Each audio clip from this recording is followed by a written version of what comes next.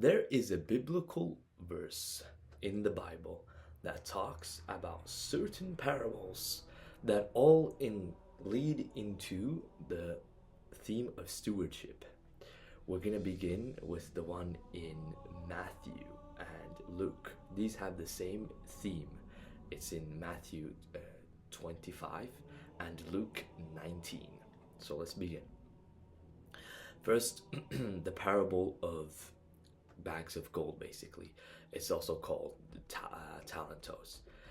This encroaches a master and three slaves. This is the same thing in Luke as well. I'm going to distinguish them now.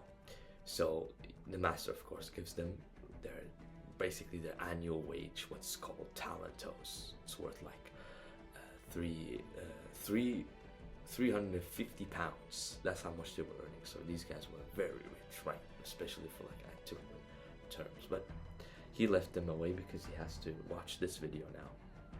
He comes back. Two of these slaves have doubled their profits, and the master shares their joy. Come share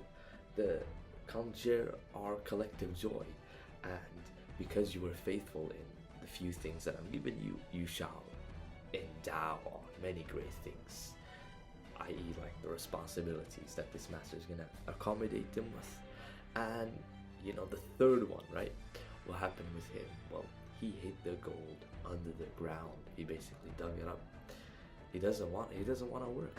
What can I say? Like, you guys don't want to work. You're not a student then. But the master comes back and he gives him a slap in the face. What?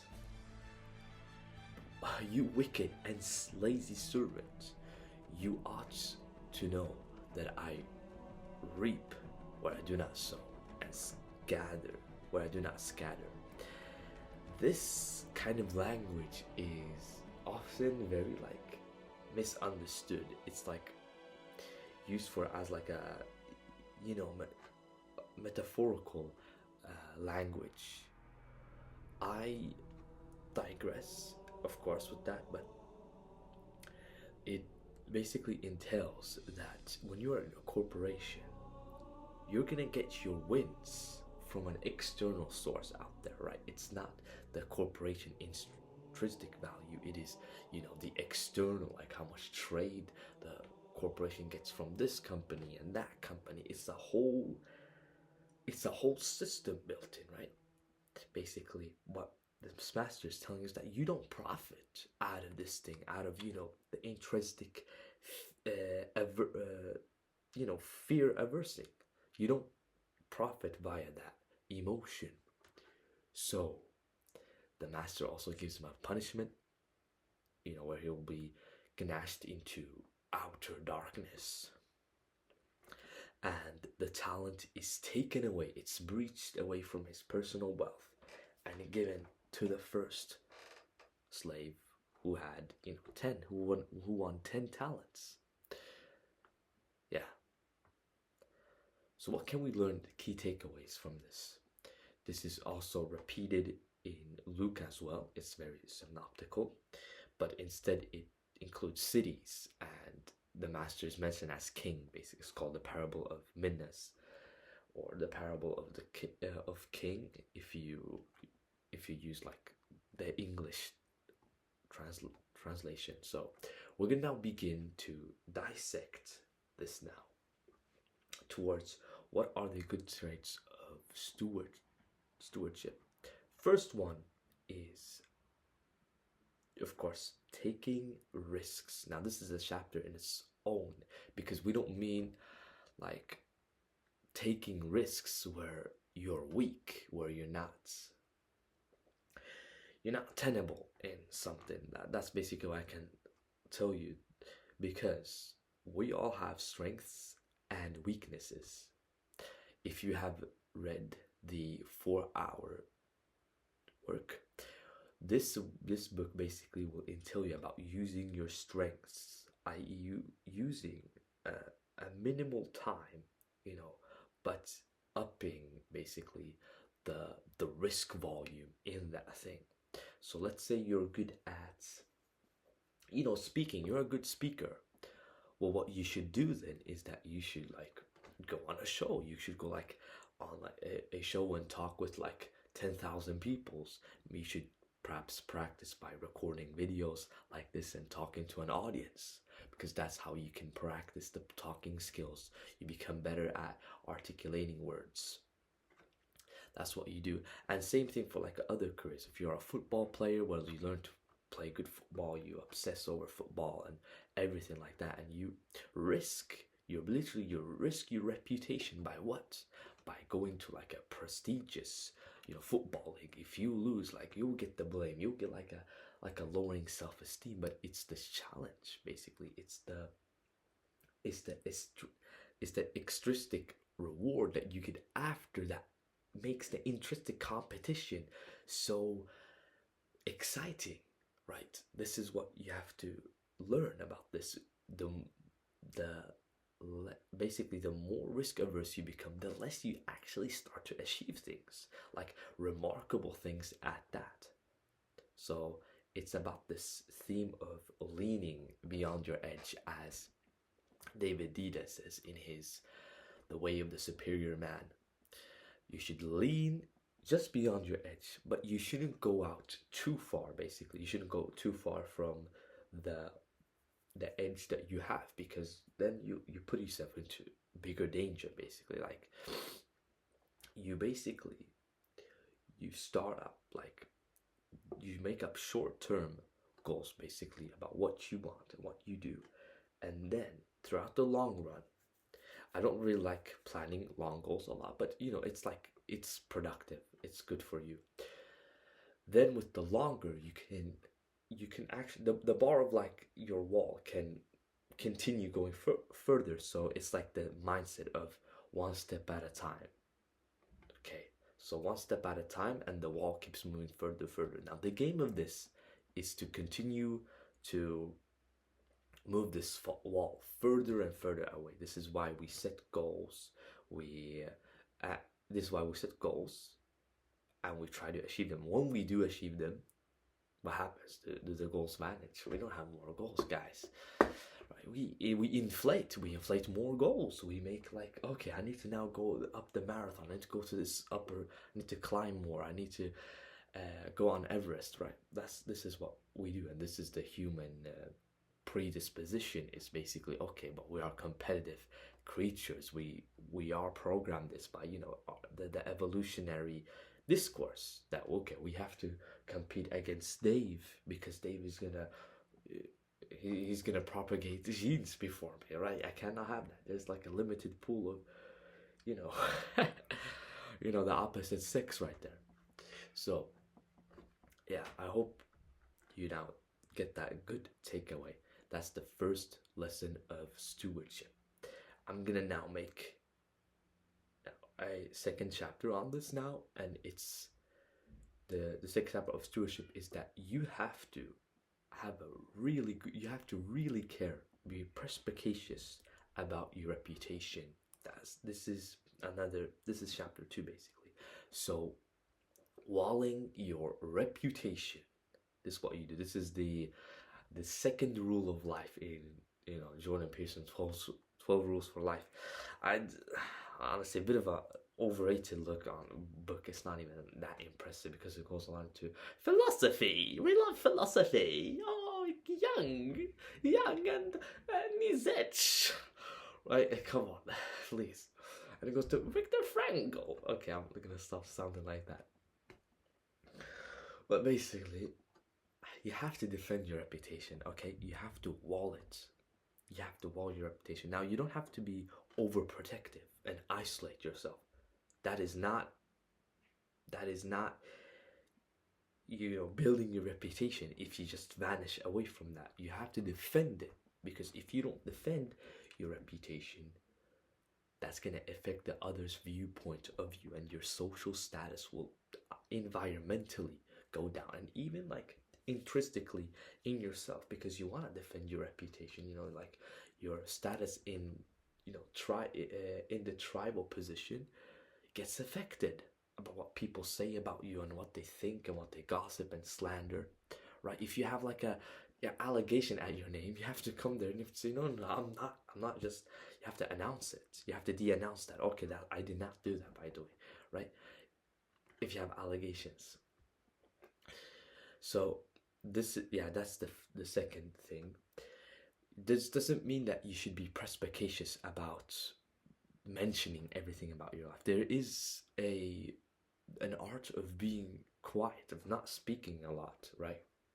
I decide to speak about what I'm passionate about. That's my strength. I don't, don't try to like explain, everything and that. Of course, I use like, I allegorize this in like, evolution and perhaps psychology. I don't like psychology, by the way. To hell with psychology, man. I hate that. Anyways, I don't try to over explain everything. I just try to talk about what makes me passionate, what makes the fire burn in me. So like, oh, I need to share this with you because I love to learn. It's a journey that I go through, and yourself, don't go through the journey of psycho. Please don't waste your time on that thing. Okay, I'm gonna talk about stewardship. All right, we're not talking about dumb, young, or Nietzsche. We're not gonna talk about those philosophers. Okay, stop, please. All right, we're talking about reputation. Reputation is important. Doesn't matter if it's Aristotelian or Socraterian or Alexandrian or who knows what, younger. Stop, please. Stop that. Stop. So do not try to talk as much, but don't isolate that. Don't try to isolate your reputation, because isolation is very dangerous. You will up the people's perception of you. It will go up right here and it will boil, because we're curious creatures. This is why I love to learn. Or people who don't learn sit there and play games instead. Come on, why do you do that? Why do you play games? You don't learn nothing from that, right? It's a virtual word. Go here and build out a reputation instead, okay? And this is the final part of the stewardship chapter, and that is to make everything worth a while.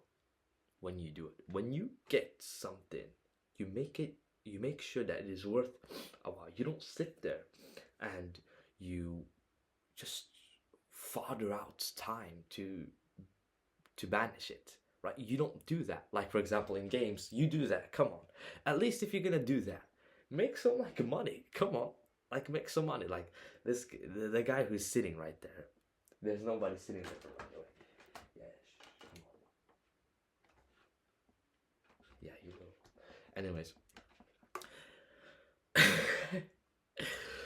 he's going to bite you, by the way. So make sure to subscribe and go look at the top link in the description. That's my program.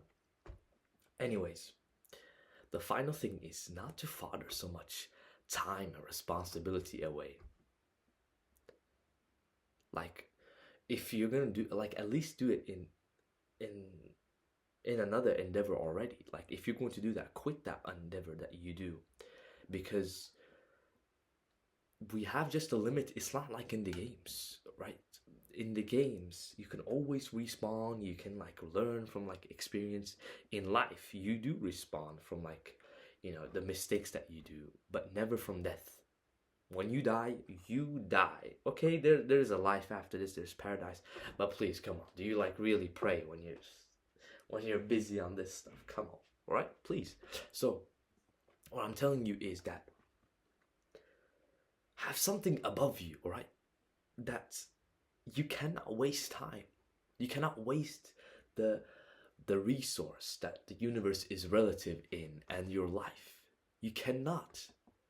Because I'm assuming I'll probably live, I don't know how much I'll live, like 60 years of like consciousness. If